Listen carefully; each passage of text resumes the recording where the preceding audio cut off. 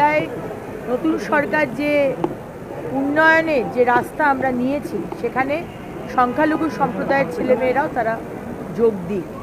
যে আজকে প্রায় 5,713 কোটি টাকার যে অনুদান দেওয়া হচ্ছে মাদ্রাসাতে, সেখানে কতগুলো ছেলেমেয়ে তার সাহায্য পাচ্ছে, তার হেল্প পাচ্ছে। কতগুলো ছেলেমেয়ে doctor, engineer, IAS, IFS, IRS, scientist এগুলো হচ্ছে, এটা দেখা দরকার।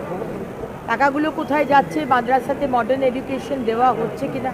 কারণ আমরা চাই বাংলায় নতুন সরকার যে উন্নয়নের যে রাস্তা আমরা নিয়েছি সেখানে সংখ্যালঘু সম্প্রদায়ের ছেলেমেয়েরাও তারা যোগ দিক, একসাথে আমরা বাংলাকে এগিয়ে নিয়ে যাব। তাই নতুন সরকার যে উন্নয়নের যে রাস্তা আমরা নিয়েছি সেখানে সংখ্যালঘু সম্প্রদায়ের ছেলেমেয়েরাও তারা যোগ দিক।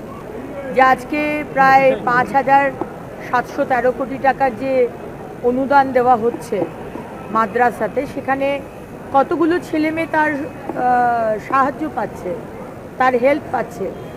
কতগুলো ছেলেমেয়ে doctor, engineer, IAS, IFS, IRS, scientist এগুলো হচ্ছে, এটা দেখা দরকার।